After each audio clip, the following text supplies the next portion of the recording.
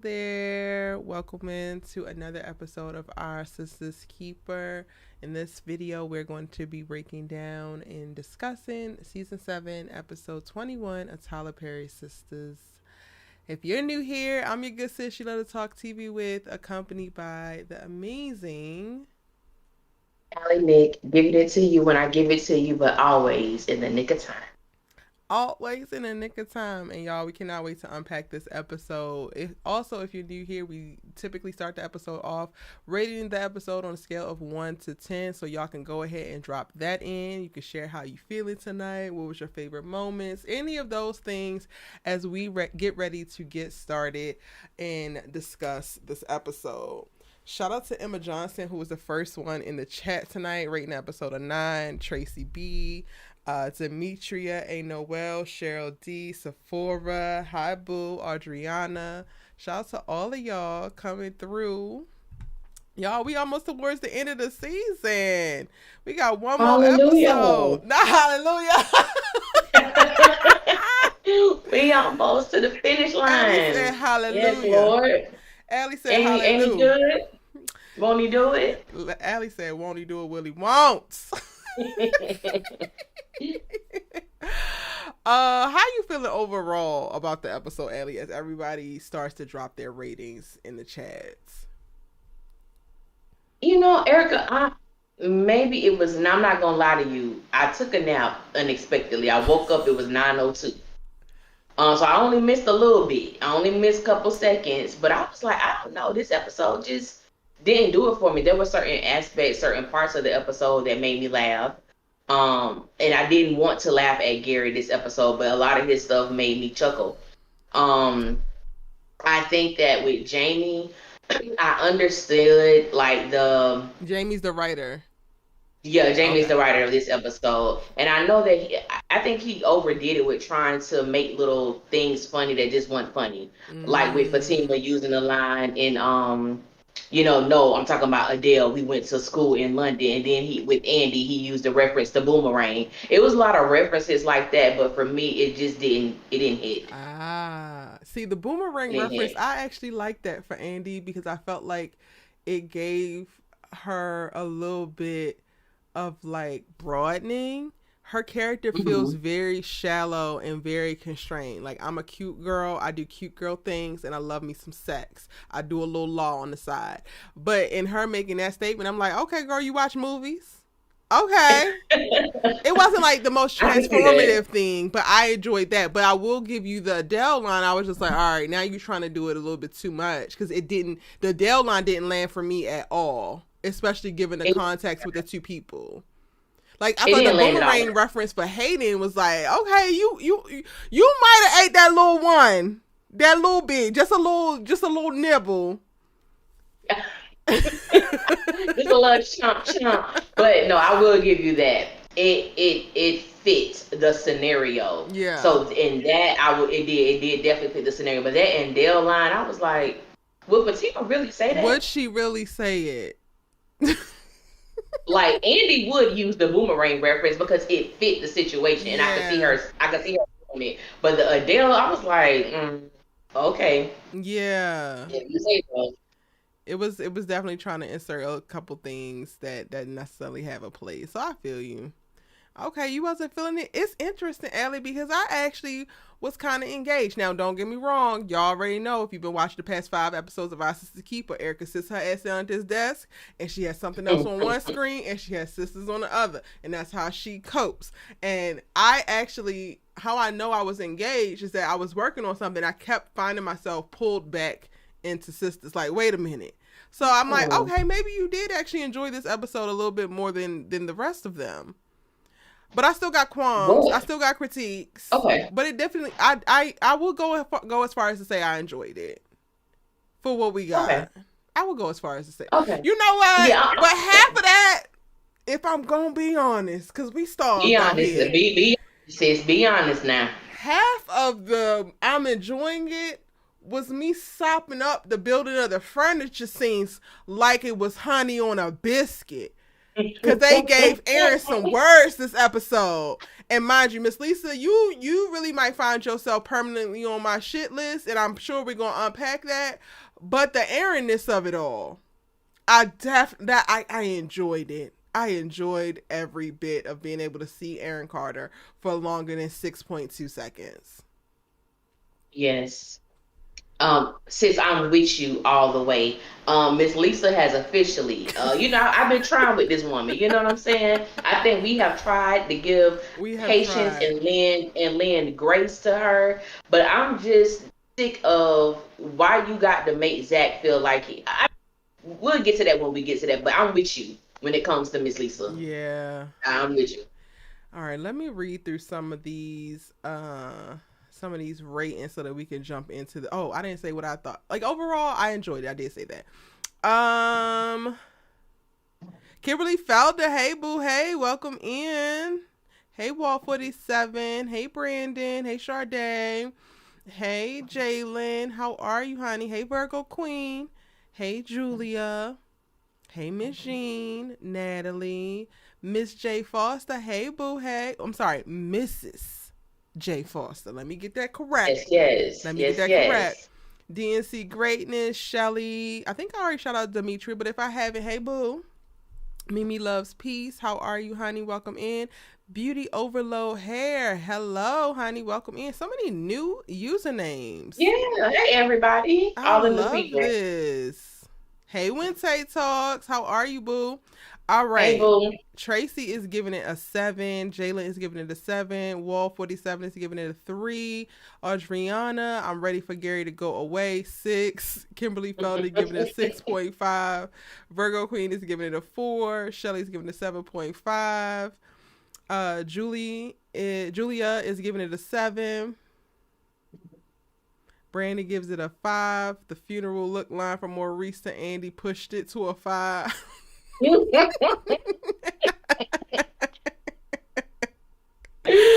we're gonna have to talk about Maurice tonight for sure. Yeah. Dimitri gave it an 8.5. Mimi Loves Peace says Jordan, the actor, was believable.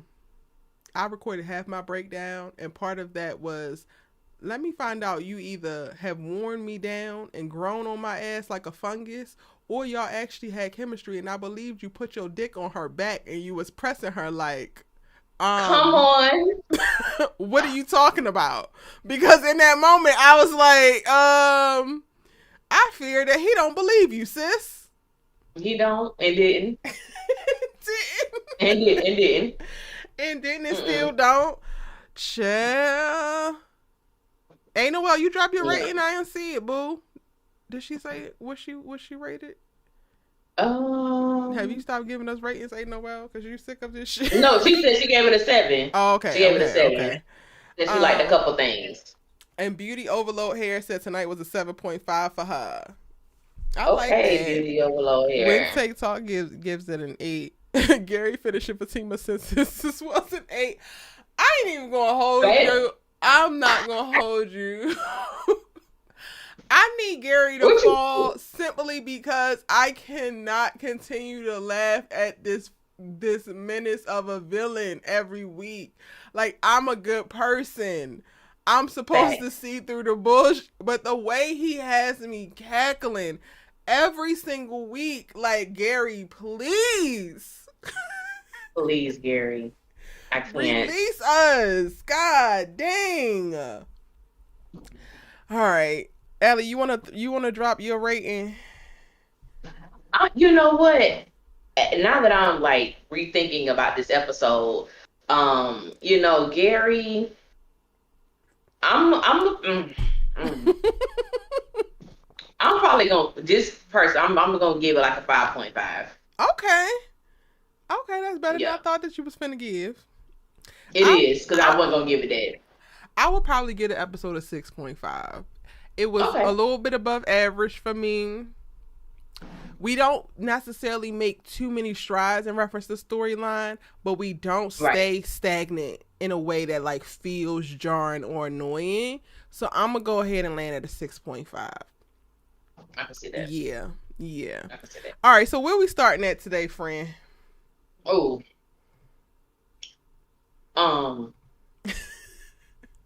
Okay, let me think about the episode. I So we mean, can we just can get out go the in way. order. We can go in order. I don't know if it's anything that's sitting on your spirit that you really want to address immediately. Um, that I want to address immediately. Well, I don't know if I want to start with the Fatima situation. Being pushed to the ground. I don't know if I want to, I mean, we jump out can. with that. We can if Okay, that's all right. go for it. Um, well, I don't know because somebody messaged me as the show, was going, and when that part came on, I had got this message in my DM on Instagram, and they were like, "Oh man, I know you're gonna address this physical abuse that Fatima just uh experienced." I Okay. said, "I guess so." Um, I mean, and don't get me wrong, because I definitely want to address the fact that I do not agree with any man putting their hands on a woman at all. But I also come from the cloth of don't approach no man as if you big bad and bold because you can't control someone else's actions. And Mm-hmm. I think that Fatima has even what we saw her do with Tamara. You walked in this girl's house as if you owned it, and I said, Fatima, you love walking in people's houses since you ain't learned yet. But okay. You walked Mm. in her house, demanding certain things, and in my mind, I really was like, "Who the hell does Fatima think she is?" And let me go on record and say, because I know they coming. This has nothing to do with not liking Fatima, having an issue with Fatima. I am just so done with the narrative of big bad Fatima Mm. that it irks me. Like it literally irks me because no one is scared of her. Like no, nobody is afraid of you. Even a situation with Gary, as he attempted to walk away, you grabbed him. Yeah. When you put your hands on somebody, you leave yourself open for whatever it is that is going to happen after that. But I did say, well, maybe that push on the ground and is going to encourage, what we all kind of want, which is for Gary's demise. So hopefully it just accelerated, what's going to happen to him. And, Andy really could be, in a funeral suit because he going to be gone. But I'm like, at Mm. this point, I'm just tired of the I'm gonna fix it. I'm gonna make it right. I had so many thoughts about it, and I put it in the video that I released because I really do. For me, I feel like at this point, what is Fatima attempting to prove to Andy? Because I don't think Andy is that great. Mm. I don't think Andy is that great of a friend to Fatima. So why are you trying so hard to make this thing right in her life? To me, I don't understand. Like I know Fatima is like, Captain Save a Hoe in a lot of situations, but she rides so hard for Andy and it's never been reciprocated. Well, I think part of this is she doesn't actually have additional friends. Like she has Angela, she lost Belinda, and I think that clinging to the friendship with Andy feels like clinging to any hopes of real friendship. And then Fatima has this Captain Save a Hole mentality, and like I was talking about this with my live yesterday in reference to All American Homecoming and the Gabby character, and how often Mm, strong black women we move about the world and we're always constantly looking for ways that we can be of use because we equate that to our value. So we find ourselves in circumstances where we can apply whatever we feel like are our talents, our gifts, or whatever, because this is going to actually show that I am capable and that I'm amazing and like I can show this with this. And we that might not be the initial immediate thought for every strong black woman, but I feel like that's the motivating thing, at least subconsciously, for a lot. And that was something that I had to unpack in myself when I was finding myself in similar circumstances. So I don't think that it's fully, oh, I want to be a great friend to Andy. I think part of her motivation and how she moves with Andy is that she gets some type of validation on the woman she believes herself to be based off of what she can do for Andy.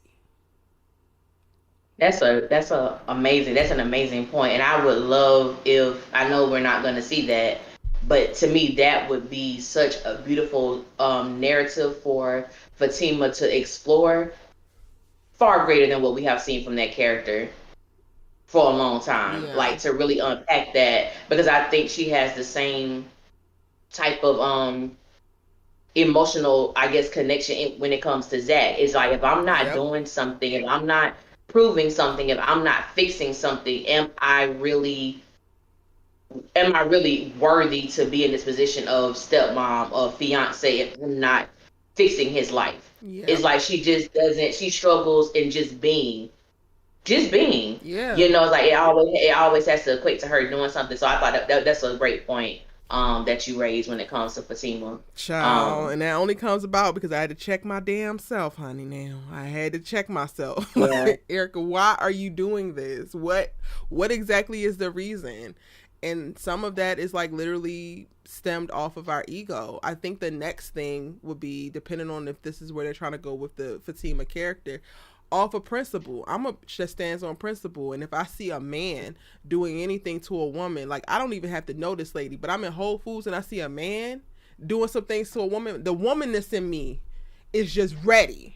So I think that there's also some of that, some of like Fatima feeling invincible and feeling like it's her job based off of like whatever her perceptions are of self and whatever her core beliefs are. Because again, I have that, especially if it's a black woman. Baby, we gonna go to war. And I don't even know you, ma'am. I'll get your name after I whoop his ass real quick. Yeah. I feel you on that, because I was like, don't, like I said, don't get me wrong, I did not. I mean, the shove, I'm like, you really didn't have to do that. But that's what made me feel like, okay, this had to lead to something for her to fall to the ground like that. Because the dude could have easily just, took a purse through it and walked on. She wouldn't have did anything at that point. Yeah. So it was, I wish she didn't have her, her pistol with her or whatever. But I'm like, I'm assuming that had to be done for something else to transpire after that. But yeah, I guess that was really all I had with that situation. I mean, I feel you on the I'm over the big bad teaminess of it all, but I am, like I said this earlier in the season, I am much more engaged when it comes to Fatima coming to Andy's rescue versus Fatima coming to Zach's rescue. So if I had to spend episodes watching her do this versus putting out every fire that Zach seems to start, I would much rather her go head up with Gary and whoever else Andy got in her damn arsenal of like bad decisions. So this for me didn't necessarily do too much, or I wasn't really like frustrated how I have been as it pertains to the big bad Fatima of it all. And I think that honestly the writers gave us a nod to like, she might not be big bad Tima as y'all claim, because y'all see how she fell over. First of all, who goes to confront a maniac in stilettos, pumps, in the club? Who does that? Fatima, these shoes is cute and all, honey, but of course you toppled over, because why are you here in these shoes? Baby, you need something that's gonna be sturdy, honey. You need something that you gonna need to widen your stance. Why are you here? Like, I get it that you didn't necessarily think that you were going here to fight this man, but like, I'm gonna need you at some point to also be for real, Fatima, because you're down here in these pointy ass, cute ass shoes, getting pushed over like the wind just blew you. Like, whew. I said, oh. So maybe Miss Big Bad Tima ain't as bad as she say, because you fell over like a granny, ma'am. You fell over like a granny. That's no shade. I'm just reporting. I'm reporting the news. And I feel you. And I've always felt like, I'm like, Fatima may be one of those chicks that can fight. But even in my video, I said Fatima she reminded me of those chicks you went to school with in like middle school, high school, that would do something. They're going to tell you, I'm going to go get my cousin. Yes. And I know me, I was just being bad enough to go get her. Go get her. I had a situation like that. Like, go get your cousin. Let's see what's up then. Let's see. I don't care about you going to get your cousin. Let's see what it is. But yeah, that thing, I'm like, yeah, that big and bad, that don't walk away from me. Do you know who the hell I am? It's like, girl, who are you? I do want to know who are you? And like, also, what are you gonna do? Like, I think I'm not over the big bad Tima part for this particular episode, because she wasn't really giving big and bad for me. And then also, Gary is right. You're not gonna get away with it. Like, Cheeto, I beg, yo. I beg you to get off of our necks, because why are you so on point like this? She get the talking. She might as well have been wagging her damn finger in his face, and he already clocked it. Baby. When my boy said, "You mother truckers need to get some new dialogue," I said, "Baby, was that a hint to the writers? What was that?" I loved it, and I didn't want to laugh in that moment because I'm like, right now, Gary, I mean, I really don't like you, but I can't stand you in this moment, and I didn't want to laugh, but I did because I was like, it was funny. It was hilarious. It was hilarious. It definitely was. It definitely was. So yeah, at this point he calling y'all's damn bluff. Hey Lynn, welcome in, boo. Hey Perspective Plans and Tanya, how are y'all? He had to call y'all's damn bluff because everybody keeps running up on him talking about something. You ain't gonna get away with it. And what he told Jordan? Look around. I'm already getting away with it. Already. Did he lie? Not once.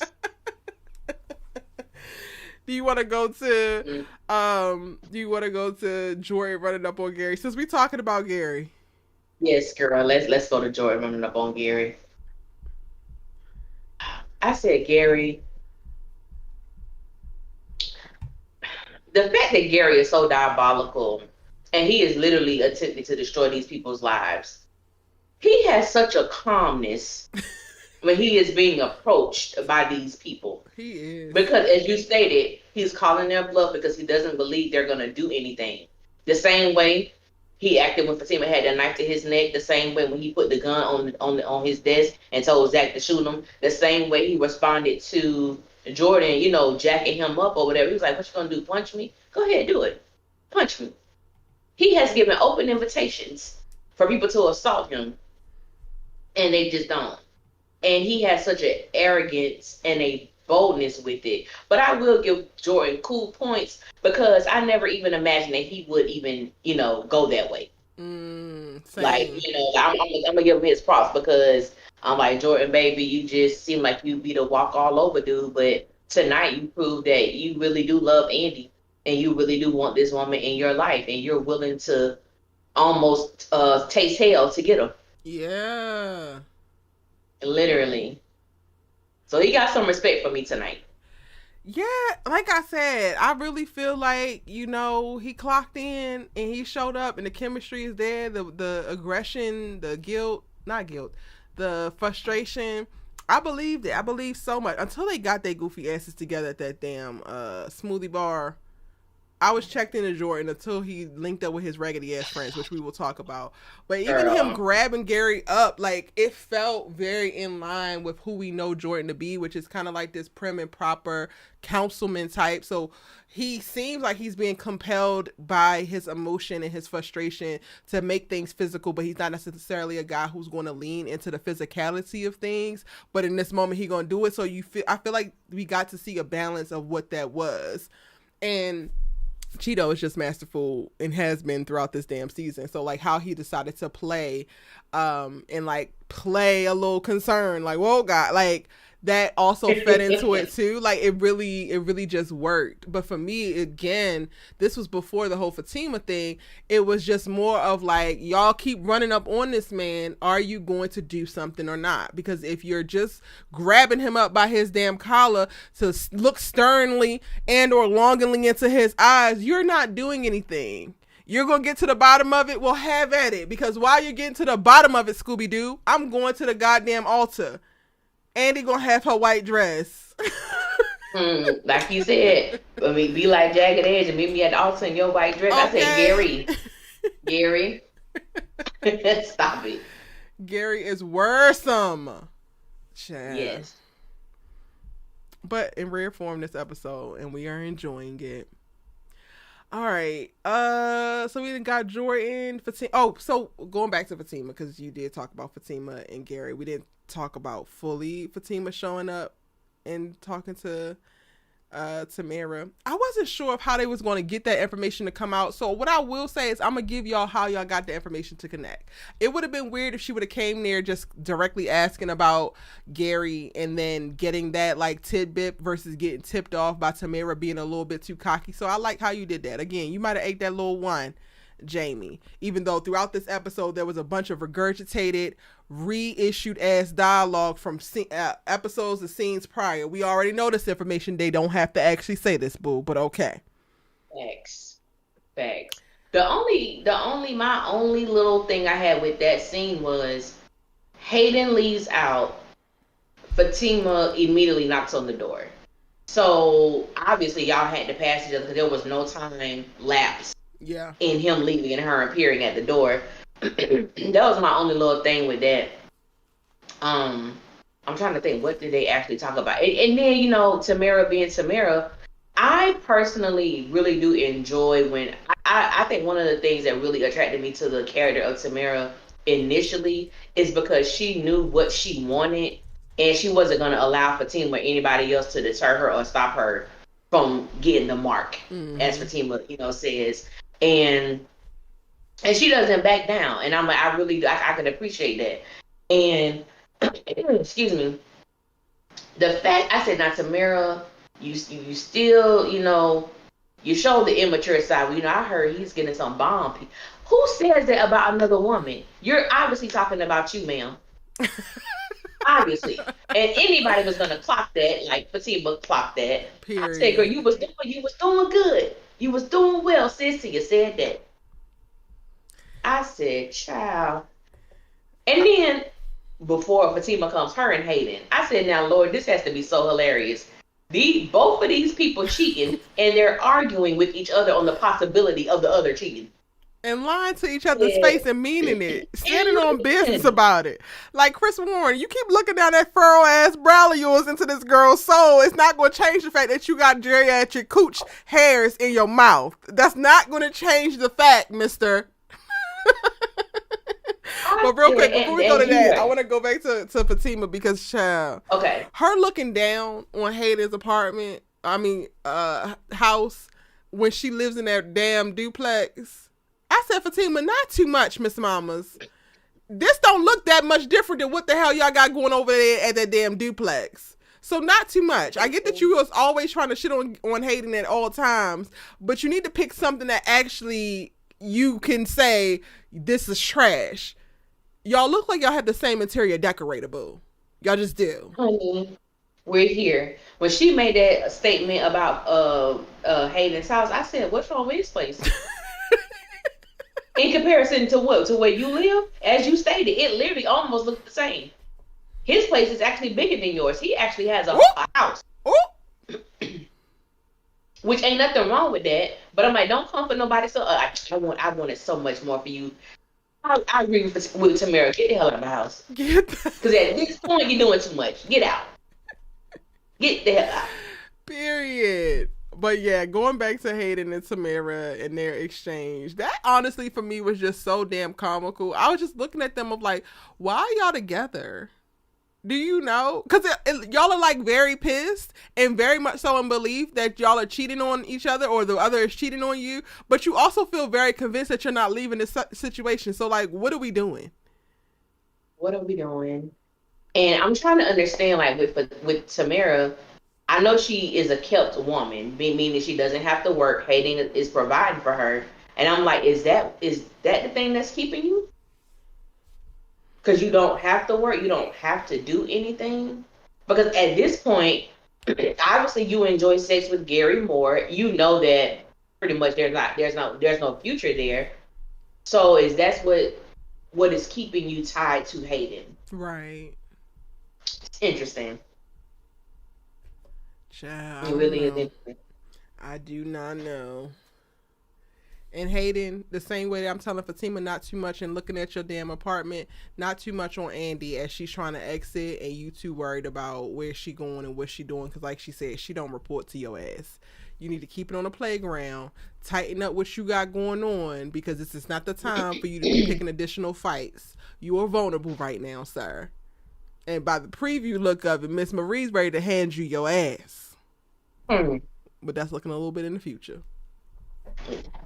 All right, where we off to next, friend?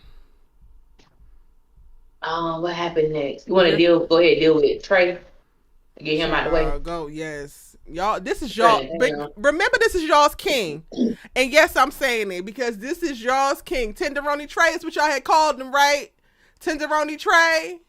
And Did. this is what your good sis Erica be seeing and be knowing, and she don't have a tangibleness up front, but her intuition is always gonna intuition. He's a Did. child. Yeah. He's still that's what Tenderoni come. He a Roni. He a Roni. I said first of all, I mean, I don't really have no beef with him in the sense of Shit, I do. him and Pam did not, they're not exclusive. And Karen was like, well, does she know that? We don't know what conversations he had with Pam or whatever the situation was. I think the thing that got me, no, I do got a little problem with him. The thing that got me with Trey is that you're playing the nice guy a little too close for me. Mm-hmm. Even though you out here, with your ex chick, because Pam was like, oh, well, how she know about that? So I was led to believe that Pam know about this girl. Yep. You know what I'm saying? Like, it wasn't no issue or no beef or nothing like that. And so I don't know, that part with Trey just, I'm like, yeah, dude, I hope that we don't see you anymore, but possibly we are. But talking to your girl made me realize you the only shorty I want to rock with moving forward. Pam, don't you do it. Don't you do it. Because first of all, what the hell did Karen say to make you change your mind? She ain't really say Before nothing. we even get there, friend, I was already off Trey 2 seconds to him getting into the damn salon. Because yes, Karen is giving you some funky ass energy. Just put the boxes over there because you're no friend of ours. Because you set tripping. Now you're trying to play in my girl's face. And then your response to that is, oh, because you got some issue with, like, you tried to basically trivialize her very real concerns with Pam. And then articulated to Pam that she was valid in her damn concern. But when she was kicking you negative energy because your ass is dead ass wrong, not having full context, it seems like you're dead ass wrong. You could switch it up and change the narrative and throw it in her face like she's the one that's wrong. I don't like that. We just do like that. He immediately lost me when he responded to Karen being cold to him with trying to play like she's just being petty and jealous. Meanwhile, he actually knows that Pam utilized her damn credit card and her goddamn business location to launch this shit, and it makes sense. Don't do that. That's a manipulative bullshit. Don't do that. It is. That let me know right there exactly who the hell we dealing with. And you hit the damn nail on the head, Allie. He playing the nice guy too damn well. These good guys that y'all want so bad, here they go. They switch up. They create narratives, and they utilize those narratives for whatever their damn purposes are. Their integrity is shot to hell. I ain't gonna be able to with you no more, because while you did turn around and get Pam together later, you shouldn't have threw that little one shot back at Karen, because your ass knows the deal. Yeah, you ain't gonna be able to let that one down. I was waiting for your immaturity to show, and guess what? It popped up, ho. You could be as cute as you want to be in these tight ass jeans. It's still always gonna be a no for me. And it is. It is. God. I was on his ass pretty much immediately, Allie. I ain't even gonna hold you. I don't blame you. I don't blame you. And it's like, it never fails. A character which, to me, there wasn't much to Trey other than, his looks. But I'm like, you just kind of know, you can bank that the character is gonna turn. It's gonna be something, and it's not even like, because we all got our things. But I'm like, y'all make these people, because they're controlling, they're manipulative, they try to control, they try to do all kind of things, gaslight. And it's like, we can't just have a character who is just a normal person. Like, Karen, you right, that was my fault. Whatever. But as you stated, attempting to trivialize the real feelings that she have about, we may be at odds right now, but that's still my girl. The same way you will look out for your friend. Ain't no different. Period. There's no difference, but we knew that was gonna happen. I didn't know how it was gonna happen, but we knew it was gonna happen. I was on his ass, but I will take it, because when I tell y'all that this is the actual Karen propaganda I need for y'all to fully see that Karen has always been that girl. She has always been a great friend. This is how she has behaved with all of them, regardless of how they have responded to her ass. So while I didn't love the way that Trey responded, I loved the way that she handled it. Yes. Mm. Yeah. I think it's time, I think, and even sticking with that. I do think it's time for people to kind of, and I haven't been on Twitter in a long time, but I went on Twitter the other day and I saw somebody was like, it doesn't matter what y'all do, writers, I would never like Karen. Like I would never ever like the character. And I'm like, that's fine. Nobody asked you. No one cares. Nobody But cares. at the end of the no one cares. But I was like, one thing I would love to see is just the honesty.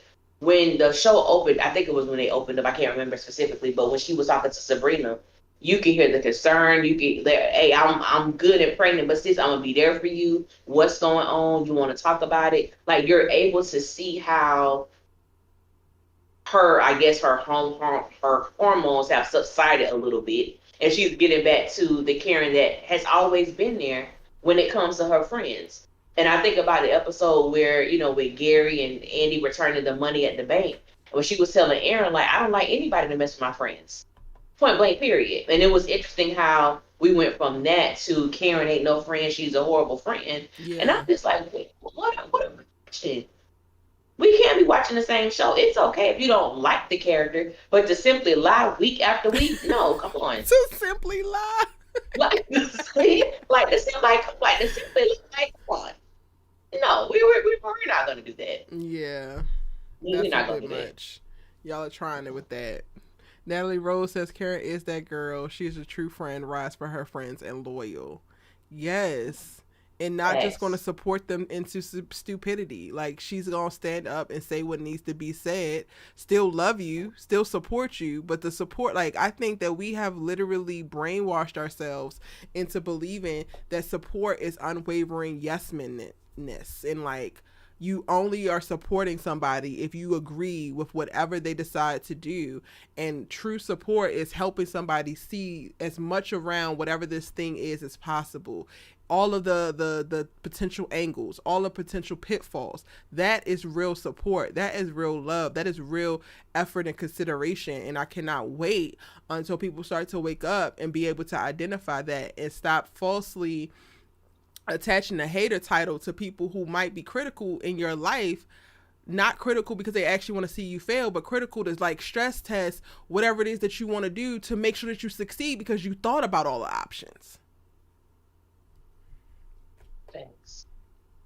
I think that's real too. That's why I'm not gonna say despise the word hater, but it's one of those things that have become so culturally acceptable. If someone is not in agreement with how you moving, if someone brings something to your attention as like, hey, I got a concern about this, I'm just letting you know that. But why are you hating on me? Hate is a very strong word. Like hate is a strong word. And I'm like, but that's kind of how, it is. It's almost as if a lot of times we're just not willing to listen. We're not willing to hear. And half the time we already know those intricate, nasty ass things about ourselves. We just don't want to deal with it because we're comfortable with whatever it is we are putting out there in the world, the energy that we are consumed by. But I'm like, yeah, I know for the day that we can just get rid of that word and really assess things accurately, that you can become the person, that you have been, I believe, destined to become. And that comes with shedding, that comes with dealing with some harsh realities, that comes with dealing with the ugliness about yourself. You know what I'm saying? And I just think that, and it's okay. It's okay. It ain't all PC, but it's okay. It's okay. That part, everything that you said, Allie.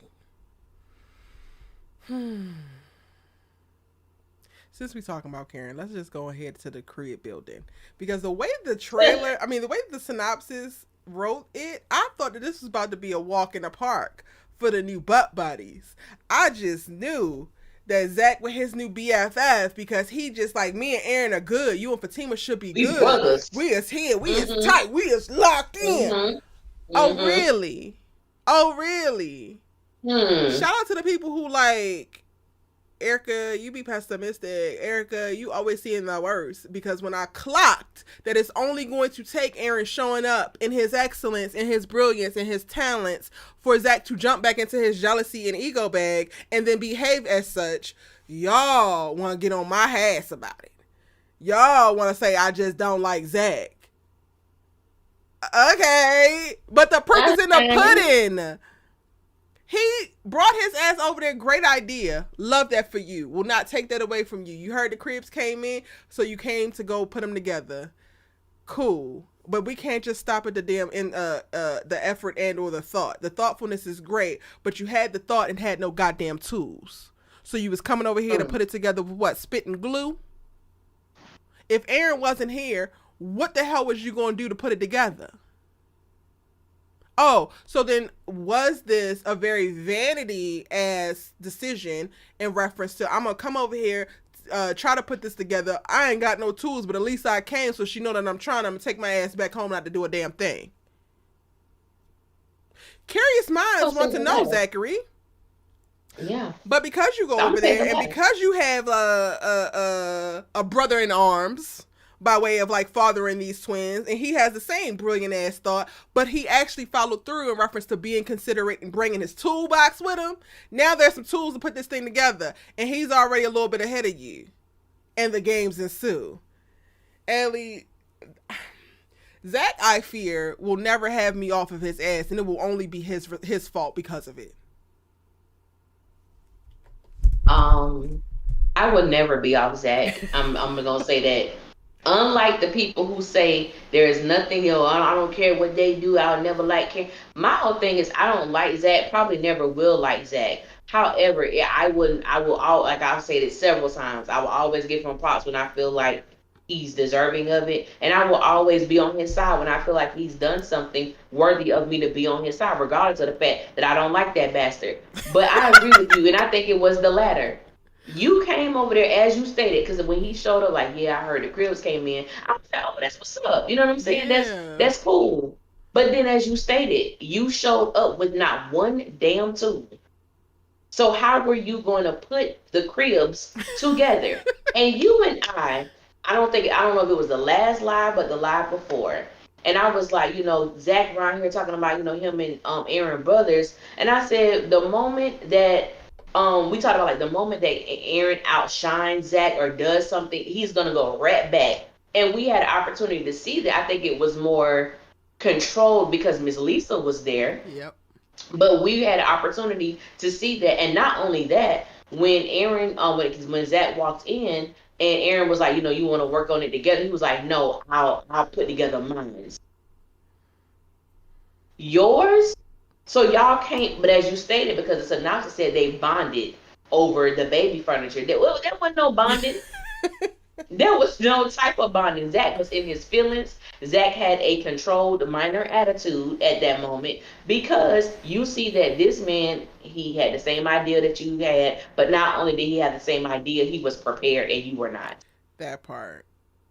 You didn't come prepared at all. And then when you didn't know what you were doing, it's just y'all three. Aaron, bro, can you, if y'all brothers, can you help me with this? I'm having, difficulty, whatever.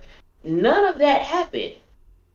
And then Miss Lisa, this is when Miss Lisa, like I said, lost me. Where she lost me. You lost me, ma'am. You made a wrong turn and you ain't came back since. Period. I'm trying to understand.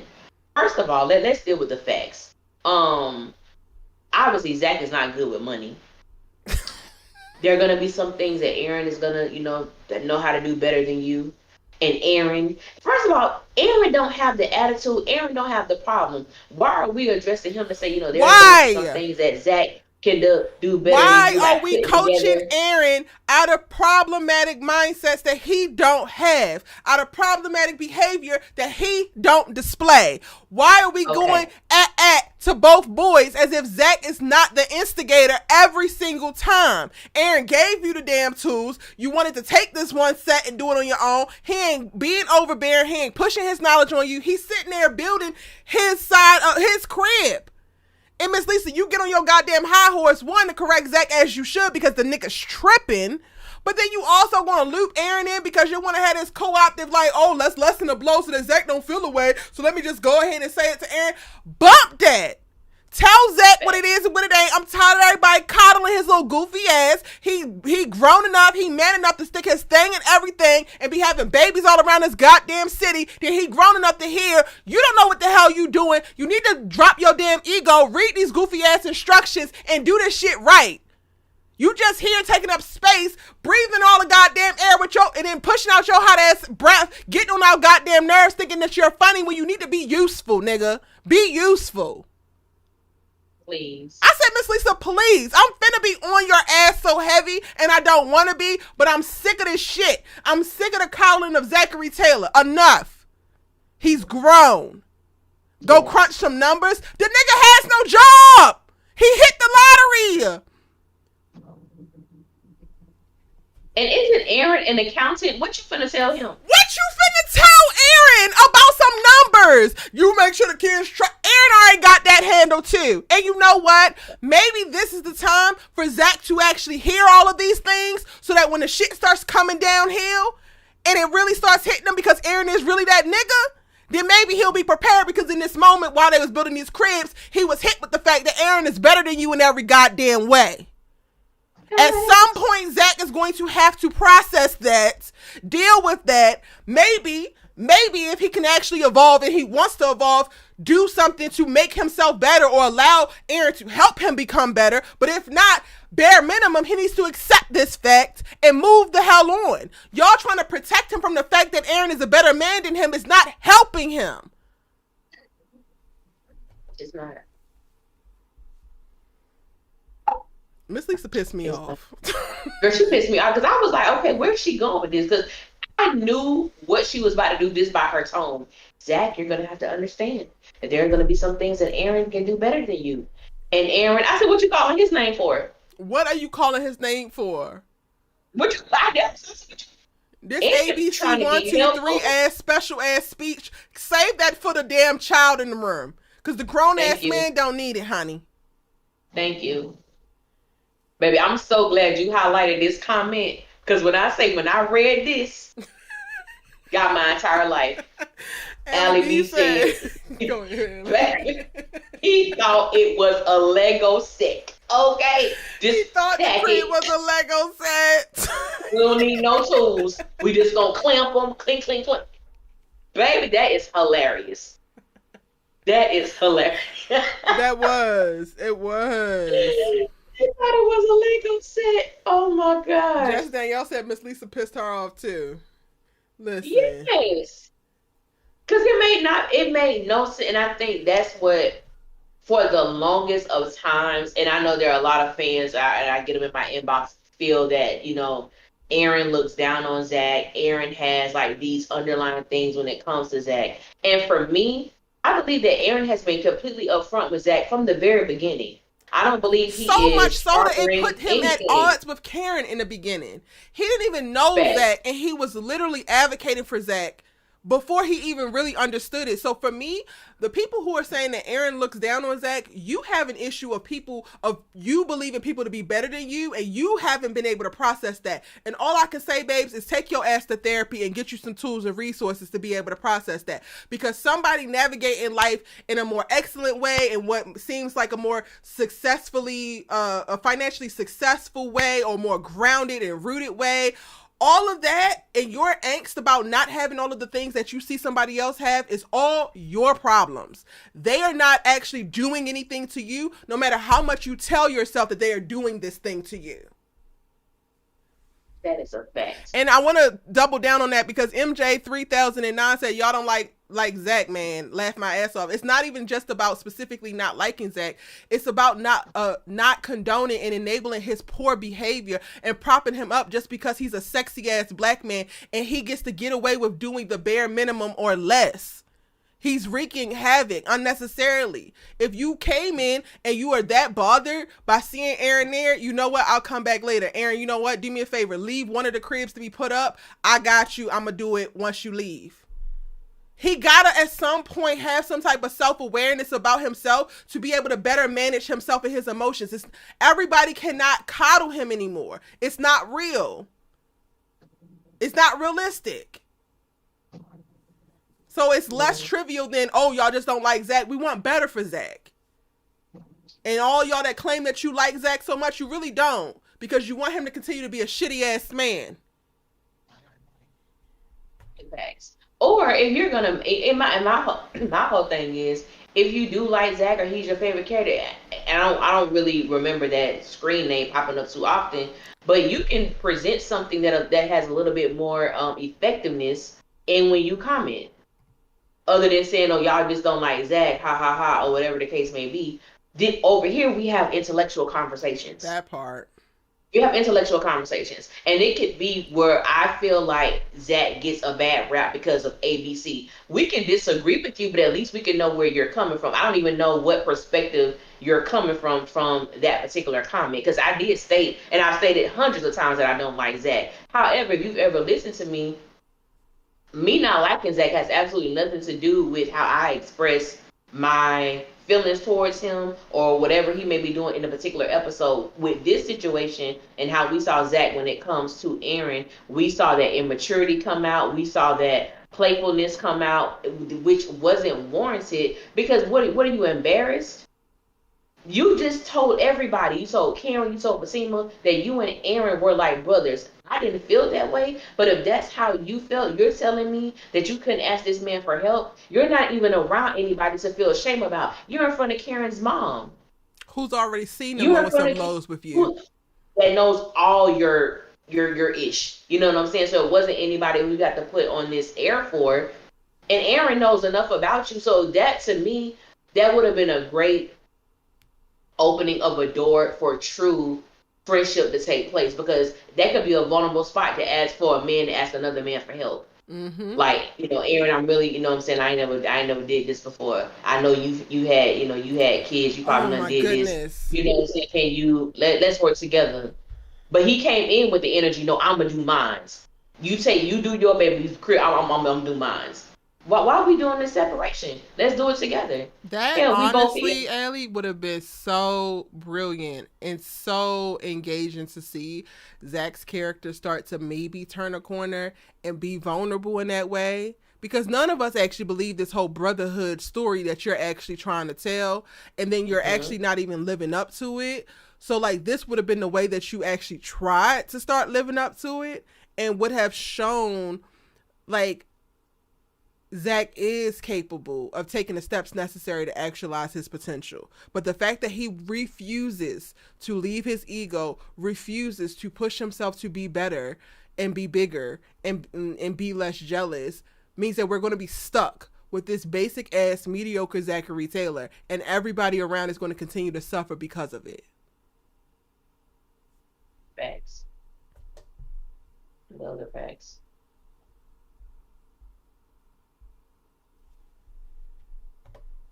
I was trying to look at some of these comments.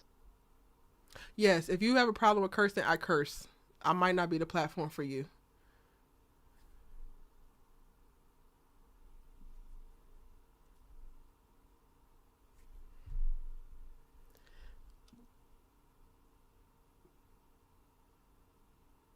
DD Taylor says if everybody is likable, some people will not watch. It's not about making everybody likable. It's about having these characters go on journeys. Zach has already been this man. He has quite literally been the exact same man for the last 7 seasons. He needs to move or he needs to leave the damn show, because every show that you watch is about going on a journey with characters through different stages in their lives. And whether it's a progression or a regression, there's movement there. We're not seeing movement with Zachary's character. Those are facts. When he has all of the circumstances and all of the lived experience that would make for such beautiful ground for him to evolve. Yeah. He really does. And he, as you said, the material is definitely there. It just doesn't, like, tonight was a prime example of what could have happened, what would have been a great step forward to show a shift in his character, but it just wasn't done. Yep. For whatever the reasoning is. DNC Greatness says Zach was embarrassed because he knew at his big age, and as somebody already with a child, he should have known how to put together a crib, but he could have just asked Aaron for help. It's the I'm a grown ass man and I don't read instructions because I'm a man for me. Oh my God. Yes. Okay, bro. That, yeah. All yeah, right. that was. It was just so many layers of his immaturity. Not even just how he responded to Aaron, but even that statement in and of itself. It's like, you are a danger. Y'all have kids coming, and you are refusing to take instruction from the manufacturer of this particular thing while being lost in the sauce about putting together this particular thing, and you refuse to do it because you are a man. Yeah. You sound dumb as hell, Zachary Taylor. Dumb as hell. We're talking about a crib. Something that your child is going to be in for hours. You don't want it malfunctioning and breaking, a child fall. Like, this is something you really don't want to play with. You don't want to play with. And I just think that even like Zach, the humor, I don't even find Zach funny. And like I stated before, he's a joke that's no longer funny. Like, the woman just go down the block, yeah, my guy, I got a straight screwdriver in my car, I'm gonna be right back. And I'm just like, nigga, get the hell out. I didn't even mean to say that, but that's how irritated I was when I was watching it, when I was watching that scene, because I'm like, at some point, Zach, I don't have a problem with Zach being funny or being a character that may provide comedic relief. It's just that you are a grown ass man and you are choosing to act like this in front of the man who you're going to be basically co-parenting with. I don't want you around my child. Alone. But then Karen, you gonna be there? She be wrong for that, child. I'm like, it's the way you act. I would be too worried about Zach with my newborn baby. Yep. I really would. All right. We only got that one scene with Mr. Aaron Carter. Yeah, was it glorious? Yes, sir. I would love all of your dialogue. I love your even keelness. I love your groundedness. I love the fact that you were not shaken, rattled, and or stirred by Zach and his tomfoolery. That's a black king right there. It just is. He's and I gotta give him his props, and I know we're gonna move on. But it takes, and maybe I'm not there yet because I probably would have said something. But even the fact that he did not say anything to Miss Lisa after she included him in that foolishness, he just let it slide. He didn't say nothing. He did not, try to be combative with her to say, well, Miss Lisa, I don't even feel that way, or that's not even where I am. It showed just how much of a man Aaron is. I know some people don't like it. That's fine. That's cool. But to me, he has showed countless of times, in spite his flaws, just how mature he handles situations and just how he has chosen to deal with Zachary Taylor. Yep. Even after all of the bull crap. I just want to give my baby I some love props. that, Allie. I'm glad that you added that note, because that part, everything that Allie just said, y'all, put some extra on it. All right. What else, Allie? What else we gotta? Aaron, Karen, Danny and her and Carisha. You got it, girl. You got it. When I tell you, I don't have much to say because that was a quick scene. The only thing I said was, you about to be a whole ass godmother out here, and you talking about you don't even know why people would want to procreate after dealing with Tony's 2 crumb snatchers. I said, we still on that? Dealing with his 2 crumb snatchers. I'm sorry, I do got something to say. And then goes on to say that they only crumb snatchers because of their mama. So which one is it? Do you hate the mama or do you hate the kids? Or is it both? Baby, you need to get to the bottom of what the hell you got going on internally, because now they're crumb snatchers because of their damn mama. It's not making sense, Daniela. Go ahead. No, I agree with that, because Krisha was like, well, I thought things were going well with you and the kids. Well, they were until their mama. So I'm like, and it's scary to me if Danny is one of those women that because you have an issue with the mama, you mistreat the kids. Because that's the vibe that I was getting. Yep. That's the vibe I was getting. I said, Danny, I don't want to view you that way, but I'm viewing you that way, sis, because what you said to Krisha, okay, confirmed how I'm looking at you from this point. Period. That was something. I was like, oh, okay. I mean, I appreciate her calling. Hey, Vaughn, welcome in, boo. I appreciate her calling Carisha and like setting up appointments to talk about this. But I still feel like there's such Yeah. missed opportunities as it pertains to Danni with this therapy journey because she don't have self awareness, and you need a certain level of self awareness for therapy to actually work. So I'm over the scene. It came and went. Whatever. Yeah. Yeah. We haven't It talked did, about because Sabrina yet, Sade. You haven't missed Sabrina. we haven't talked about Sabrina yet. But yeah, I just think it has been such a disservice watching this woman's therapy journey. And I know everybody's therapy journey is different and it looks Mm-hmm. all different depending upon you. But for me, it has been taken as a joke. Like, it's not, Yep. it's just not. It's just not. It was definitely a ball that was dropped. But as you stated, the scene came and went. It was a very short scene to just kind of get a feel how she's feeling right now. Um, and that's all that was. I guess to give us something to say. Yep. So And are we going to Sabrina next? I was gonna say that we can go to Sabrina. Bless your Yeah. heart. Bless your heart, Miss Mamas. Bless your heart. Because while I'm like, Sabrina, you, girl, some of this you are bringing on yourself. Rich is also overly jealous, which is annoying AF. And when we get to the end and she asks Dominique to come in, I'm like, girl, why would you do that? But then I also know why she would do that, because she's a vulnerable woman in this very vulnerable time. And any male, well, Maurice was there, cool, but like any male in reference to operating in this heterosexual male energy, she took him up on like being present and being supportive, and that's what she actually needed. And Dominique is showing up and filling holes that, or filling needs that she actually have. So while I'm thinking like this is not the smartest decision if you actually want to be in this relationship with Rich, I'm also very much so understanding of like, you're making these decisions from a place of satisfying your needs. And you know what? Let the chips fall where they may.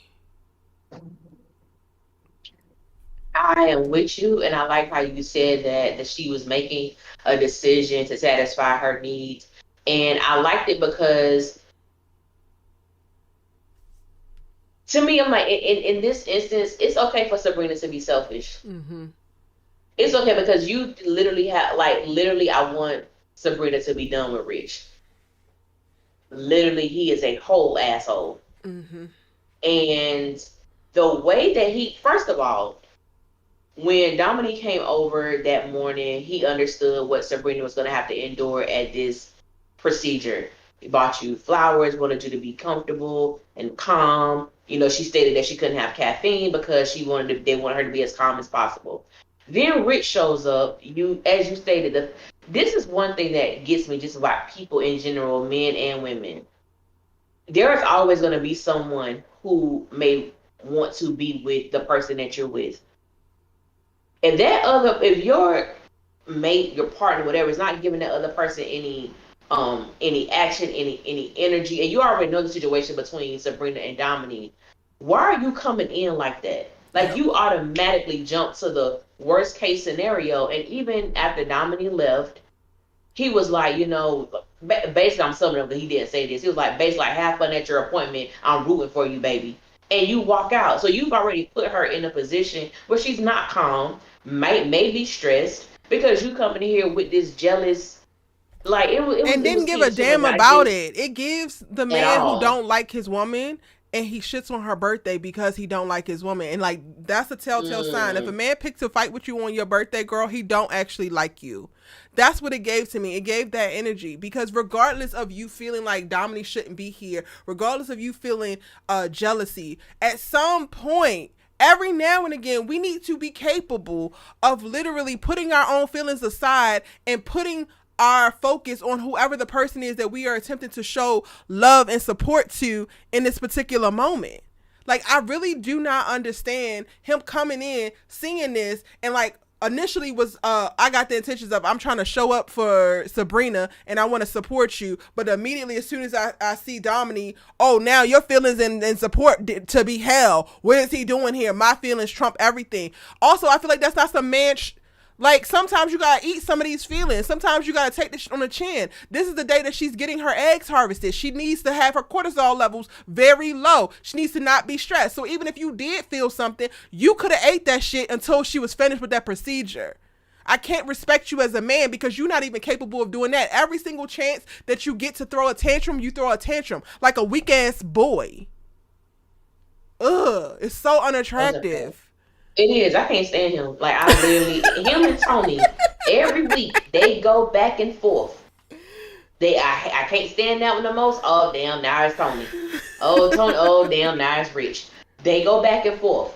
I'm like, because both of y'all just touch a nerve. Y'all really touch a damn nerve. And he just irked me. He really irked me. And in the way he bust into her procedure room, and if anybody gonna be giving my girl sperm, it's gonna be me. I said, somebody get Iron Man up out of here. Ariana, what are you doing here? Like, if you don't take your little after school special Iron Man ass on up out of here, don't nobody give a damn what you talking about, Rich. Oh, man. Nobody's giving my girl any sperm today. Me said, what? And then, like, when, oh, God, it just got on my nerves. When Tay Talk said, but why was Dominique coming to her house? And I think it was because he was going to meet Sabrina at the doctor's office anyway, but he just came over a little bit earlier to drop off the flowers. That's what I picked up. Because I don't think they really talked about it. He knew that he was going to meet her at the doctor's office. So I know, like I said it earlier, like, I know not everything, but I know some of the things you're going to have to go through at this appointment. I want to make this as comfortable for you, as peaceful as I can. So I'm here to give you, something to make you smile, something to make you feel good. That's what I took from it. I could see that. I didn't see that at first. I felt like he was kind of overstepping, but also my girl needs it. So if Rich ain't going to do it, somebody might as well, because again, I'm a woman that's first. But I could totally see how that could be the scenario. What I do struggle with is for this to be I'm not going to co-parent. Like, we're going to keep this professional. She didn't actually need him to be there. Like, he could have given his sample another day and that could have happened. So this was a choice. Now, for me, It's like, Rich, if this is something that you didn't want to have happen in this way, then have you communicated that, or have you been throwing tantrums, running out, and Sabrina has had to work around your feelings while also still trying to honor her own? That's on you, babes, because she has been very open. She has been very honest. And even like the doctor's saying, like, we're going to freeze half of her eggs unfertilized, and we're going to freeze half of them fertilized by Dominique's sperm. That's a decision that she also made, because she could fertilize every last one of them hoes. She made a decision considering your ass. And I don't think that you're considering any of her damn consideration. And now you got me pissed because she's doing entirely too much consideration for everybody else in her circumstance for her damn life. You don't have to be here, especially if you're not adding anything to her, Rich. Facts. Now, was it just me, or did you or anybody else in the chat pick up that I believe Dominique definitely wants to be a co-parent? Oh, he wants to be a co-parent, baby. He definitely wants to be a co-parent. He might even want to be a husband, honey. He might want to be a husband. He might want to make a baby for real. He might want to do the thing to make a baby for real. Quiet as kept. Dominique feels like he's at that stage, and he might have felt like he lucked up in stumbling across Sabrina Hollins. Okay, cause let's be very real. When a woman has baby fever, it's just as strong when a man has it. When they going through their process of wanting a child, and they be on it just like it's a thing. It's definitely a thing. But I said, all right, Sabrina, you might want to get some clarification. Sis, no, we're not gonna do that. Stop. I said, baby, do you? Baby, he wants to co-parent. Y'all have to revisit. He wants that foot in the door. He want to put a stopper right in the door so that he can slide in at any given point. He really do. Facts. Yes, he do. Bless his heart. And I know we supposed to be condemning it because she's in a relationship, but she's in an unequally yoked ass relationship with an emotionally unintelligent ass nigga. So let the chips fall where they may. because I don't care. I don't care about these three stooges. Period. I just really don't. I don't. Maurice clocked it. And Maurice is in rare form this episode, and I What? love it. I enjoyed it, Allie. I felt like his awkwardness took the angst and like the awkwardness off of Sabrina and centered it back onto himself. And I'm like, this is actually how you do this. If you're gonna be the inappropriate ass friend that draws attention, draw it away from her in this moment where she could feel nervous and she could feel a little bit of shame, she could feel a little bit of frustration and excitement and all of the things. Break the ice and let all of the awkward energy go towards you, and you eat that so that she could just sit and being surrounded by her friends, and this man is going to give up this damn sperm, and she can find a little bit of grounding in like, everybody's not looking at me like I'm weird, or he's not thinking X, Y, and Z. He's too distracted to think anything because Maurice is saying some wild ass shit. I loved it. This is how you use your powers for good, Maurice. I will agree. I would definitely agree. It's not always that I enjoy Maurice, but I definitely enjoyed him today. I definitely enjoyed him tonight. He had me rolling. He really did. What do you think about Maurice finding Miss Marie's husband on somebody's page? I didn't necessarily know where they was going with that. Right. Now, okay. I will say it felt very convenient for Miss Marie's ex-husband to be Maurice's top consumer of his stuff. Like, I'm like, really? Okay, I mean, I guess that does, but in reality, that does happen. There's a lot of undercover, a lot of download brothers. Oh, wait, now I get it.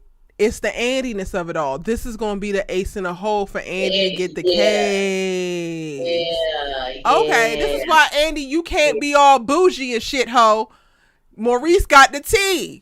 And you sitting up here, Maurice, I can't actually do this. Got to stop when you're like, if y'all want to talk about Aaron be looking down on people, Andrea Barnes wrote the book on looking down on people, and y'all just let her pretty ass skate by with her elitism. But now I get it. Okay, cool. All right, that's why that happened. Yeah. But I'm like, it was convenient, but I'm like, but it fits the narrative as to why that needed to happen for Andy to see it firsthand, for her to confirm, yes, that is her husband or her ex-husband, and then for Maurice to deliver his news. Oh, like, yeah, I know him quite well. Oh yeah, I'm interested to see how she gonna, use this to her advantage. Okay, so Jamie didn't kind of put together a little bit of meal. He ain't just eat that little one. He been eating a little bit too many ones, Allie. We might have to say he actually put together a little snack. He did. He put together a little midnight snack, a little midnight snack rich. I'll give him that. Yeah. Yeah. Because I'm like, okay, I see you. I like it. Was it just me, or did Daniela's little scrambled egg jokes go off a tad bit better and didn't seem as animosity filled in the moment of the hospital? I agree. They did not. Because I know initially it was a couple episodes ago when she was making little snide remarks. It came out very cruel. Yeah. Came out very cruel. This time it didn't. It didn't come off that way. So I agree with that. It was a softness to it. Yeah. And like a support. Yeah. And it's like, damn, do you have to be with your girls to like play off of their energy? Like, you need them to model what support actually look like for you to show up for this girl in this way? Maybe. Hate that for you. But okay, girl. Hate it. Yeah. What else, y'all? What else went down? Let me look at the comments, because I don't remember.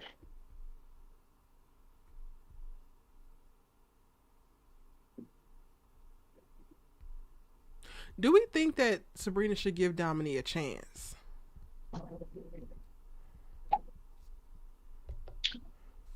Yes.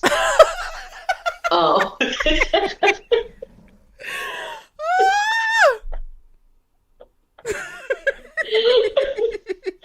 Okay.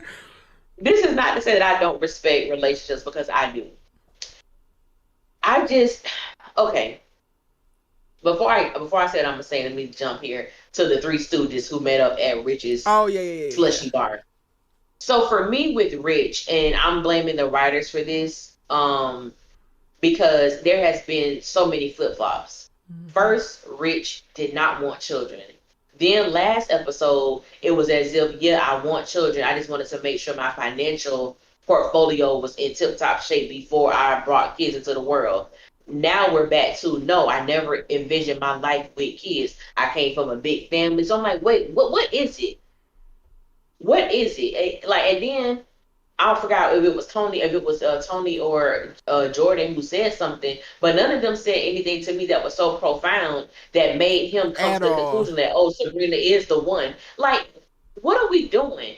I don't want that for Sabrina. I want you to be with a man, first of all, who wants the same things out of life that you do. Yep. I want you to be with someone that does not need to have a dumbass conversation with the two stooges to make him come to the realization that it's you who he wants.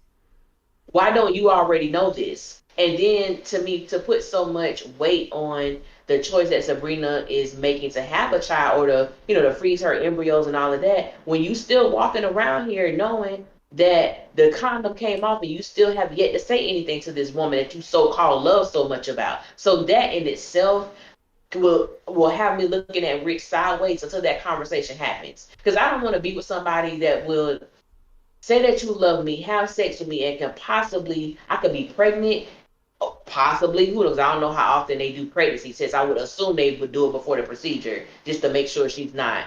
But I'm just like, you didn't say anything. So Rich ain't my favorite person right now. At all. Yeah, he ain't my favorite person. You said it for me, friend. Exactly what you said. Cause cut it out. They said absolutely nothing that was actually convincing. And now all of a sudden he has an epiphany. He need to go to Tiffany. Stop. Okay. Okay. No.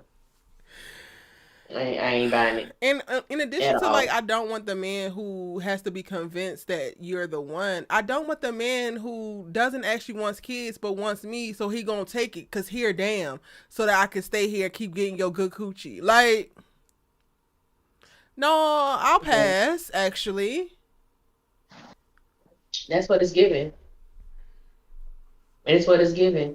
The same man who told his friends you briefly thought Sabrina was trying to trap you. Mm-hmm. No. Like, come on. You think too negatively, in my opinion, about Sabrina and the things that you think that she would do for you to be, to me, functioning. Honestly, you're functioning in a place to where that perspective should be on you, that spotlight should be on you and not her. Because I have yet to hear you say, I have done some trifling things, or this is something, bros, that I done kept from her. You said that. You've done none of the above. So, no. Exactly. Give Dominique a chance. Sabrina, I know she probably love Rich and everything, but take your big hurt now, sis, and step out. You got to barge into my appointment to profess your love for me and that you want to give me your sperm all of a sudden. Why? Like, if I was Sabrina, I would want to know what has caused you to have a change of heart. Mm-hmm. And it has to be more than, I love you. No. That ain't enough. We gotta stop allowing that statement to make us go back on our words, put our guards back down, and allow people to treat us horribly. Because I love you. The spinner said it takes a fool to learn that love don't love nobody. Okay, you love me. What that mean? I'm sticking with the spinners when it comes to Rich. So you got to come better, bro. You got to come better. I'm here for it. Yes, Tanya said, where's the condom convo? It needs to be one. Where is it at? Wednesday Talk says, yes, they're supposed to do a pregnancy test before the procedure, so they bet not come with this it's Rich baby. They're going to do a sonogram as well. Before they get to harvesting, they're going to do a sonogram. And I fear, y'all, there's going to be a damn embryo in there. Me too. And I don't want that for her. I don't want her to be tied to that man. I don't. Me either. Me either. I know. Damn it, Sabrina, your little childhood dream is finna have you layered up with this goofy man that might be good on the eyes, but he's gonna be terrible for your heart and your mind. Oh, Godspeed, jeez. boo. Godspeed. What else, Well, Allie? What else did we? What else went down in this episode? let me see what notes I wrote, child. Because after a while, I just stopped writing them. The order of everything. Let me see. Oh, did Fatima calm out? Yes, at the very end of the episode. And the Okay. timing that they did, like, I'm like, I get that y'all be shooting and y'all get one take, but y'all need to let some of these scenes breathe, because the way that Hayden walked his ass out of that house and then Fatima immediately knocked on the damn door, I'm like, she didn't wait for the man to get in the car. I don't know if it's just me, but that stood out to me. Mm-hmm. And then also this call to madam, I need you to do something for me. Immediately click. She ain't have to say anything, but that just felt really off logistically. But you know. It felt off, and that was one of my, I would say, my issues with the episode. Why I rated it what I did is because I can't stand these little 25-second scenes. Mm. 25-second scene, then you skip to something else, then you don't come back to that scene until 15 minutes later. It's like it's like, I guess for me, because Sisters is not already a very conducive written show. Conducive written, or written is not written conducively for me. Mm-hmm. So to be skipping and hopping and skip hop hip hop, I can't. Like it be too much for my brain. Like I'm like, okay, we go, okay, then we back. Okay, what happened in the last? Okay, it's too much. Yeah. Let us, and I don't mind the jumping around, but can the scene be at least 30 seconds, 35 seconds? I mean, because a lot can get done in a minute. So Yes. it's like, let's try to, when you look at a page of dialogue for a script, it's a lot can get done. I'm like, let us please give us one page. Please. We Please. beg. Please. Let's see. Y'all got anything that y'all want to sound off about on the episode? Do we need to open the Discord? Y'all want to call in? Hit that like button for me, pretty please. While we make sure that we got everything from the episode. Hey, I'm looking back up, trying to see if we missed anything. And like I said, I'm tired of the scenes with the three amigos. Me too, sis. So tired. When I say I can't stand them. Every time I see them together, I'm like, this could have been time that was given to Aaron, and that's just my Hello. selfishness. It could have been But that I'm Aaron's like, we screen could time. More Yes. screen time for Aaron Carter, please. We beg. Queen Kayla Boo says the man pushing Fatima on the ground made her call madam. Yeah. I'm gonna call my cousin. I'm gonna get my cousin. I mean, I'm not necessarily saying I want Fatima to be out here fighting men, but I wanted her to be a little bit more big and bad. Even if she about to get her ass whooped, like, I want her to be that gully with it, of like, yeah, you ain't finna do that to me. I'm gonna get a couple licks in. Yeah, and I can't remember who said it in the chat, because I was gonna address it, but we were on the roll. When they were saying they don't think that you and I like Fatima, and I think I have said this countless of times about my issues with Fatima has absolutely nothing to do with me not liking Fatima. Is that I want so much better for this character, because I'm not that I'm discrediting Tony and Rich, but I just don't view Sabrina and Danni really in committed relationships. So the only person that's in a relationship on this show out of the women, well, is Fatima. And my thing is, she does so much, which we kind of talked about earlier. She does so much because she has her own inadequacies that she has to deal with as an individual, that she puts so much time and effort and energy into Zachary Taylor, and I do not believe that it is reciprocated. Yeah. Like, she does a lot. Like, when we sit back and think about everything Fatima has done within this relationship, it's been on her own accord, but it also has come with her denying herself, even as far as last week, when she told Zach how she felt. She never envisioned her life like this. And, she felt uncomfortable, whatever the case may be. And his response was, but I still need you. Ooh. What about her feelings? Yep. What about what she said? It ain't all about you, but what she did, put the big girl panties on because I have to show up. And she showed up when that wasn't in her heart to do. And it would have been okay if she didn't. But it's like, that's the thing for me when it comes to Fatima, or even this situation with Gary. You showing up like you big and bad. I ain't done talking to you. This is a man. So if you gonna do that, I'm gonna need you to have your pistol, a knife, whatever. You just can't come up with no big purse and nothing inside of it. What if Gary would have swung on you? Yeah. You know what I'm saying? Like, I think there are often times that, Fatima is portrayed as this smart person, but when it comes to certain things, I'm like, she's not functioning as a smart person. Yep. Like, she's just not. Like, I feel like even with her being a lawyer, I think that's great. But I'm like, with Fatima, you spend so much time and effort on other people that go back to her sacrificing herself. And I didn't listen to the video yet, but I saw the title of your video. I think it was, "Will Fatima finish law school?" Which I think is such a valid question. Mm-hmm. Will she? Because she put so much of other people's, life happenings above hers. Will she? Yeah. Yes, y'all. I dropped like 3 videos today. Bless my damn heart. I'm trying to get back in that mode for August. I'm trying to go super hard. So go ahead and watch those when you get off of here.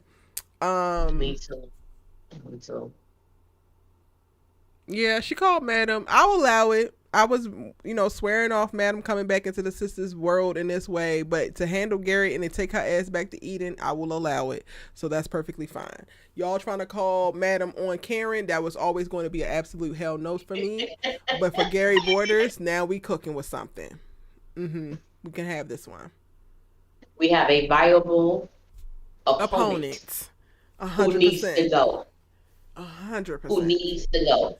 Everything Karen did. Fatima hold on like her. Fatima called Madam.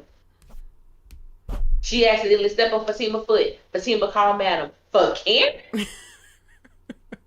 For Karen. Like, come on. Come on, y'all. Y'all gotta be for real. Come on, Demetrius said, I enjoy seeing Fatima get knocked down. I'm sorry, y'all. She always playing like she Mrs. Save-A-Ho, and then that happens. I mean, Ellie, why are they like this? I mean, I have nothing to say. I understand where you're coming from. Oh my goodness. Not you enjoyed it. You know what? You deserve joy and nice things. So I love that you were able to receive that. If you receive that, yeah. And maybe it'll teach her that you can't go around doing stuff like that. Like, you just can't. You just can't. Yeah. Wednesday talking when I said what should we talk about next, she said we should talk about the preview. Did you see it? I did. The one that comes on right after. I actually saw both of them, but yes, I did see the preview. One? Yeah, they released the matter of fact, they released all 3. They released the one that came on after the show. They released the teaser a couple minutes, maybe like 20 minutes later, maybe 15 minutes later, and then I got my TV on mute, but they showed the extended trailer too. So they showed all 3 of them. Wait, so if y'all got one, it was on BT. So I don't know if it's on the social media thing that. But if y'all have them, Tracy, I know you don't be sending us stuff. If y'all see them, can y'all just slide them on over to us? If y'all find them, if y'all see them. Teaser. I didn't get to see the actual trailer. Yeah, it was a long one. I saw it was a little clip of them actually going to the wedding chapel, whatever they were. So it was that. Zach was looking like he was about to go do something. Oh yeah, because I'm mixing them up. Tells him about Gary and the whole her getting pushed down thing. So Zach finna catch a case. Fatima had already called Madam, so there's gonna be a case anyway because Gary is gonna be gone before you know it. Like Hayden finally saw her phone. Hayden is the one that I got my eye on from this damn teaser, because the way Chris Warren is crying in that damn car with the snot bubbling down his damn, I said, oh, his heart is broke. His heart is broke. Wait a minute now. And so now that could be a matter of who gets to Gary first. Who gets to Gary first? Because Hayden is shook in that car. Yeah. Yeah. Which I don't know why, because you getting cougar coochie. So what you mad for? What are you mad about? Now, don't get me wrong. I know I'm saying that, but realistically, you could be cheating. But if you find out, your partner cheating and still do something to you, which, Lord, the selfishness in that. So I do get it. I do get it. But it's like, dude, he was punching. I don't know if it was on the one after or the extended one, but he was punching his steering wheel, and I think he was like, this mother. I was like, oh, baby, what's gonna happen? Hayden is mad. He got to die. He got to die next week. He do. He has to go. And y'all didn't think I was predicting it accurately. Gary is getting up out of here one way or another. He's going. He has to. He has to. Because no one would know peace while he's still in the Sistas universe. It ain't gonna happen. At all. At all. So I'm definitely looking forward to this finale. When do you think they're gonna return for season 8, Allie? I hope it's a little minute. I'm thinking Christmas. Mainly, but it might be Christmas. It might be Christmas because they're already done filming it, and so I'm wondering if they're because I was wondering like how long is Tyler going to push out Sistas, because I feel like they may film like season 9 soon, where they already got it locked up or whatever the case may be. But I would say probably Christmas. Yeah, I can see that time. They still got to bring back all the Queensmen, Zatima season 3, then Sistas, then Zatima season 4. Like, I really feel like they're gonna be timing Sistas around the holidays, because Zatima needs to come back towards the end of September so that it can end and Sistas can begin. Shortly after, or maybe October. Zatima needs to happen around that time, so that they can try to fix these timelines, and apparently they're going to be trying to do that. So that's what I'm guessing. How many of Zatima has 10 episodes, or is it 20? I can't remember. 20. It's 20. Ooh, Jesus. 20 episodes, my God. Ooh, okay. I think they drop 2 at a time, but it's 20. They do 2 at a time, yeah. So that's at least 10 weeks. Yeah. We're going to have a little bit of a break before we launch back into the Sistas universe. Yeah. I need it. Erica, how can Hayden be upset when they didn't tell us they got divorced and they boyfriend and girlfriend now and still living together but screwing other people? Make it make sense. Well, we knew that they got it annulled. That was the agreement upon. You gotta go back and rewatch the beginning of season 7. They did talk about them getting it annulled. She actually gave into him because she ultimately wanted him back and wanted to prove that she was there for love. So she gave him the annulment that he was looking for. They didn't do a great job of like fully telling that story, but they basically mentioned it off the cuff, and you were just supposed to be able to pick up on it. I saw somebody, I wanted to address that because I saw somebody else post a comment that I meant to go back to and I didn't get a chance to on my channel.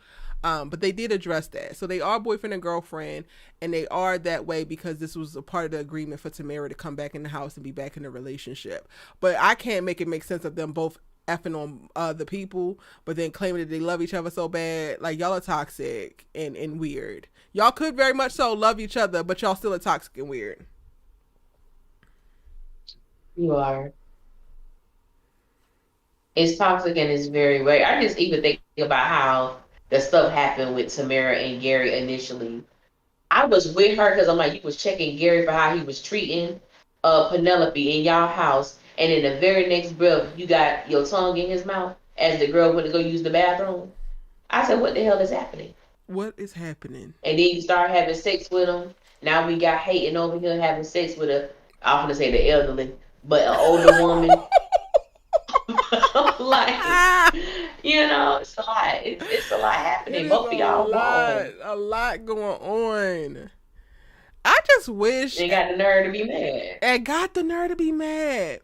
I really wish that they could maintain this momentum, this storytelling, this pacing that they have with these final episodes of the season throughout the season.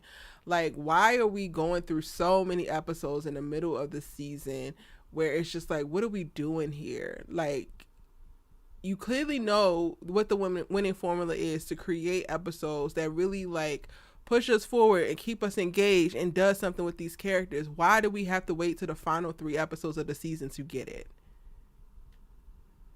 I agree 100%.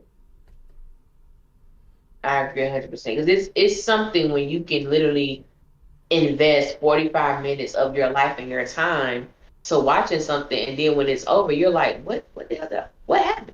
Yeah.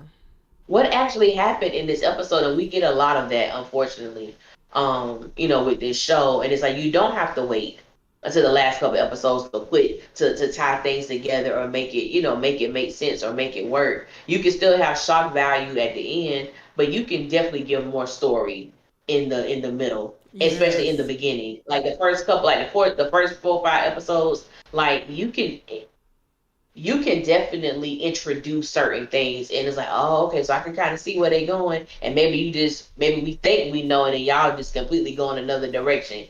But it's like I do long for that, and I think that I do believe they have the writers that are capable of doing it. I'm just not sure why it's not happening, and it Yeah. could be a call from Tyler or however it may be, because he does have a particular style, and that's just his style. So Mm-hmm. yeah, yeah. Who the hell knows? Well, y'all, that's Yeah. all we really got for you on this episode of Our Sisters Keeper. It's been real. I think we unpacked everything. Be on the lookout for both of our channels. Allie Nick is at Allie Nick Official for her latest updates and videos about the Sisters universe and beyond. My breakdown video should drop later on tonight, with additional videos dropping throughout the rest of the week. Hit the like button for me, pretty please. Like this live. Anything you want to share, Allie? Well, I put out a video. I think it was yesterday, or the day before, and I hadn't put out a video in a long time. So I'm back on the video thing because, as you said, I want to go hard this month. Um, I do, and just reviewing other shows. I love Homecoming, All American Homecoming, and so I just want to give like different perspectives as to how I view the show, and so I'm probably going to be recording a lot this weekend. Oh, that's So y'all good. look out for that. So like All American, Sistas.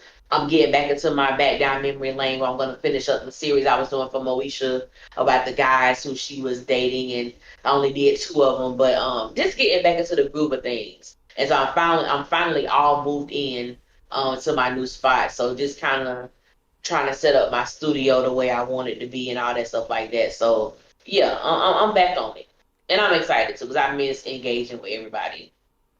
I really have. Yes, we love that.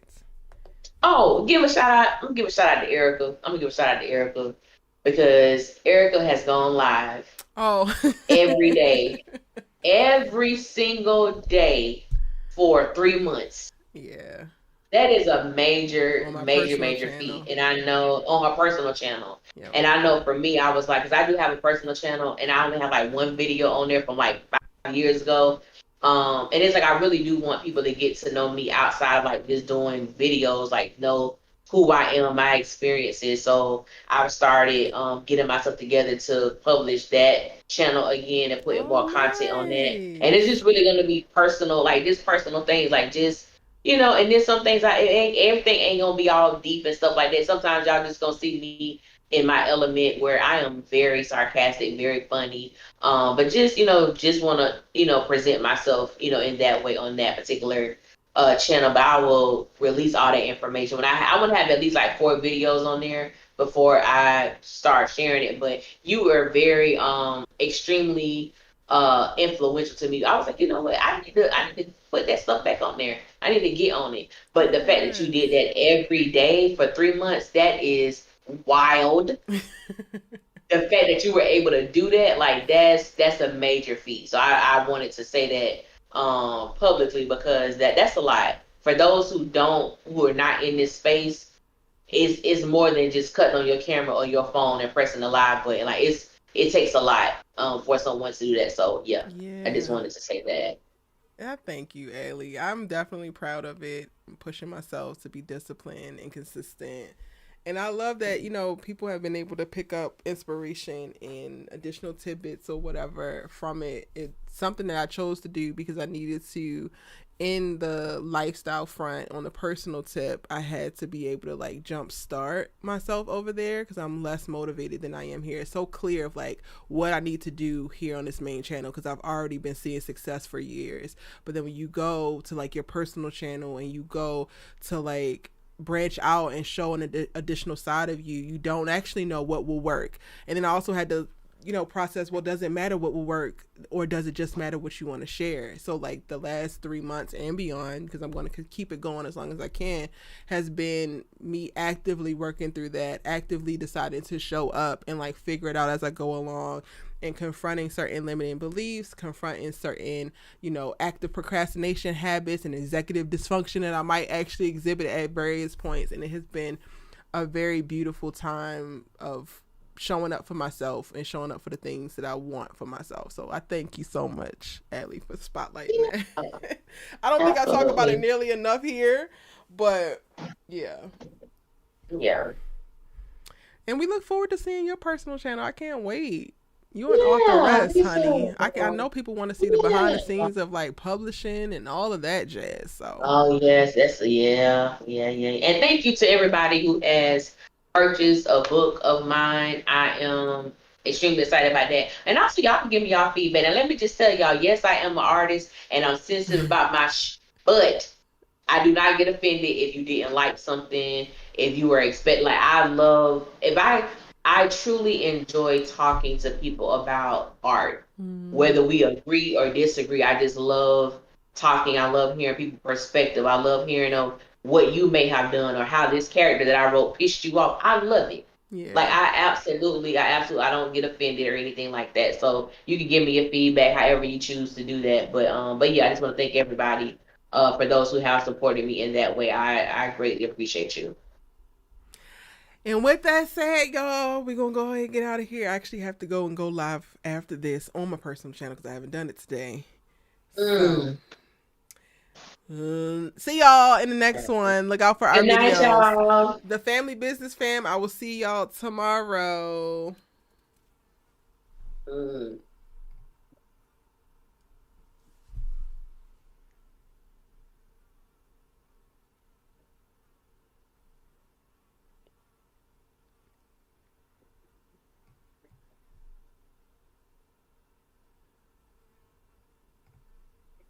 I really need to get a